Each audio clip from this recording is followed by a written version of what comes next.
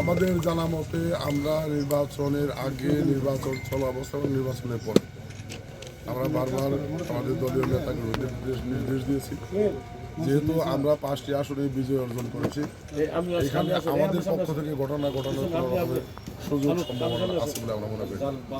আমরা কড়া সতর্কবার্তা দিয়েছি দলীয় নেতাকর্মীদেরকে শান্তিপূর্ণ অবস্থান বজায় রাখার জন্য। আমার জানা মতে আমাদের পক্ষ থেকে জামালপুরে এখন পর্যন্ত কোনো ঘটনা ঘটানো হয়নি।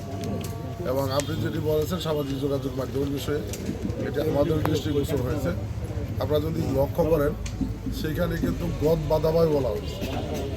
জামালপুরে 1, 2, 3, 4, 5 এইভাবে গদ বাধাবাই বলা হয়েছে।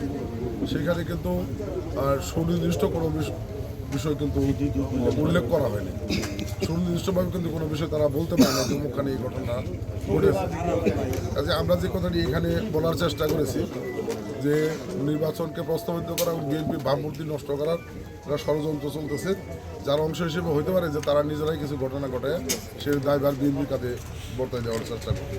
সেই ক্ষেত্রে আমাদের দলীয় নেতাগুলিকে আমরা সতর্ক থাকার আহ্বান জানাচ্ছি, প্রশাসনকে সতর্ক থাকার আহ্বান জানাচ্ছি, জনগণকে সতর্ক থাকার আহ্বান জানাচ্ছি। একই সাথে আপনাদের সহযোগিতা কামনা করছি। আসলে মূলত সাংবাদিক সম্মেলনের মূল উদ্দেশ্য এটা যে জনগণকে সতর্ক করা, দলীয় নেতাগুলিকে সতর্ক করা, প্রশাসনকে সতর্ক করা, আপনাদের সহযোগিতা কামনা করা। আমরা যে ঘটনাটা উল্লেখ করেছি সেই ঘটনার বাস্তবে উনি মূলত মানে ওনাদের দুইজনের বাড়ি ঘরে এবং মোটরসাইকেল ভাঙচুর করা হয়েছে, দোকানে লোড করা হয়েছে।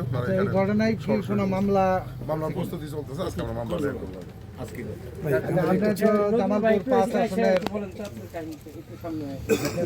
আপনি তো জামালপুর 5 আসনের নবনির্বাচিত এমপি মহোদয় এবং একই সাথে জেলা বিএনপির আপনার সম্মানিত সাধারণ সম্পাদক।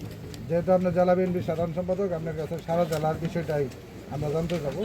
আমরা আজকে দেখছি যে দেওয়ানগঞ্জের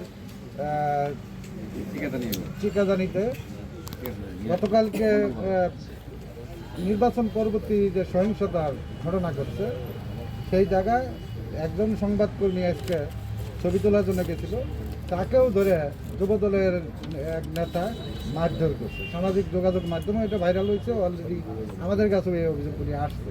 এই বিষয়ে জেলা বিএনপি থেকে মানে তাদের বিরুদ্ধে কী ব্যবস্থা? আমরা এই বিষয়টা জানতাম না। এই সাংবাদিক সম্মেলন আহ্বান করার পরে আমি আসলে এখানে আসার একটু আগে এরকম একটা ঘটনা আমাদের দৃষ্টিগোচর হয়েছে সামাজিক যোগাযোগ মাধ্যমে।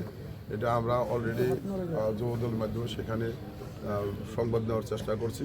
এই ঘটনা যদি এরকম ঘটনা সত্য হয়ে থাকে, আমরা অবশ্যই তার বিরুদ্ধে সাংগঠনিক ব্যবস্থা। জামালপুরের শান্তিপূর্ণ সুশৃঙ্খল পরিবেশ বজায় রাখার ক্ষেত্রে যেই পদক্ষেপ নেওয়া দরকার দলীয়ভাবে আমরা সেই পদক্ষেপ নেব, এর মধ্যে কোনো দ্বিধা নাই। যে কারণে আসলে এই মেসেজটা আপনাদের মাধ্যমে দেওয়া, দলীয় নেতাকর্মীদের সতর্ক করা, প্রশাসন সচেতন হবে এবং জনগণ সচেতন হবে, মূলত এইটি হলো আমাদের মূল কথা।